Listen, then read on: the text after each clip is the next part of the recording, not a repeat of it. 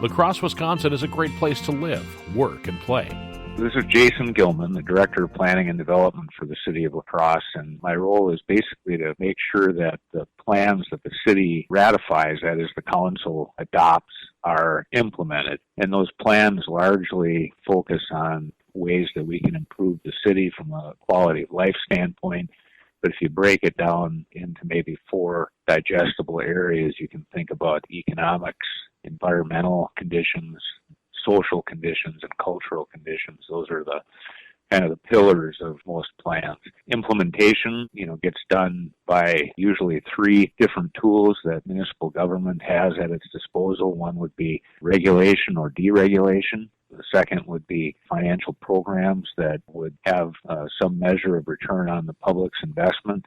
And then the third would be education and awareness and networking. So this would be things like making sure that we're constantly reaching out to investors, to non-government organizations, to neighborhood associations, and keeping people empowered with good information about the city. The city's comprehensive plan is now 18 years old. What's the city planning on doing to retire that plan and to start with a new one? We're actually working on a plan update right now. It's customary for a comprehensive plan to have about a 20-year shelf life. If we look at a snapshot of our last 20, we've seen very significant changes from the Great Recession to lots of construction downtown in La Crosse to rapidly aging population. The first phase is really to collect information about the city, to update all the data. This is both primary and secondary data. So the primary data would be survey information, unique information from our citizens.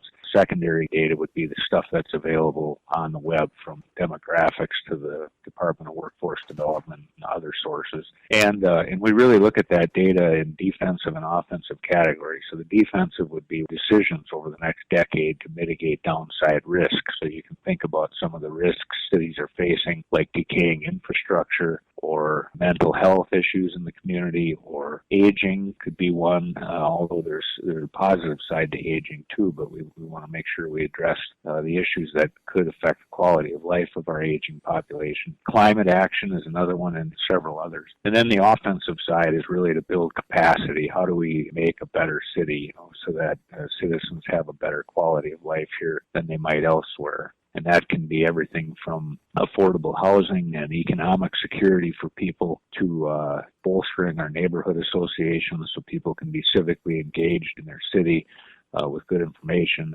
and access to resources and other things like that. Jason, you did mention housing affordability, and I know that in the 28 years that I've owned a house in La Crosse, that the housing market has kind of gone up and away. How do we bring those prices back down so they can be more affordable for the average person to be a homeowner? It's a real conundrum in cities because we're really facing the perfect storm. We have high levels of retention because of the aging population. People are wanting to age in place, and that's partly due to the fact that we don't have enough senior housing to meet demand or enough of the variety that seniors are looking for, like urban townhouses or condominiums, things like that. The other part of that is construction inflation. We're facing unprecedented construction inflation where new construction for single-family homes is pushing $200 a square foot or more. And then the problem manifests in other ways because you shouldn't be spending more than 30% of your net income on housing-related costs. And if you're spending 50 or 60%, it leaves you vulnerable to other problems. With the stuff that you've basically just been talking about, is there any hopes for maybe the old ShopKos or Kmart or any of the other vacant properties that are out there to maybe have those become affordable housing? Yeah, absolutely. And that's really what's exciting about some of these, what we call greenfield sites, which are really in transition from the old big box retail model to something more current. A lot of the success stories around the United States with regard to doing adaptive reuse or retrofitting of those old retail sites are showing more compact retail, like neighborhood retail, which could be anything from coffee shops to insurance and fitness centers and other things in the context of mixed use. So there'd be a housing component, and that housing component could be a combination of senior housing, affordable housing, and market rate housing. And it's usually vertical construction, which is, better land utilization, more tax base for the city, but it also puts people closer to services so they can, live, work, and play in the same area. Let me ask you this, strengths for La Crosse. I would say, our strengths here are tremendous employers that are in growth mode, our great medical institutions, our schools, the fact that we have urban elementary schools, which, give people great quality of life in our neighborhoods.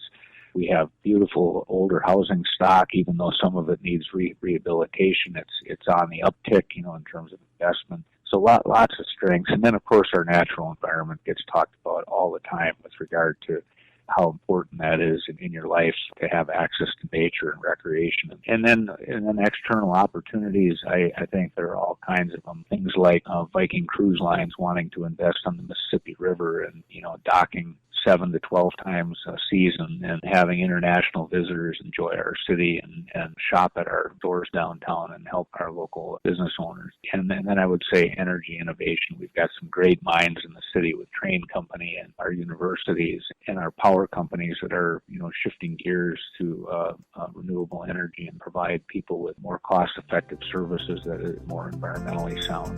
The Year of Vision 2020 Conversations with Department Heads from the City of La Crosse is a podcastforhire.com production. For more information about La Crosse, visit the website cityoflacrosse.org.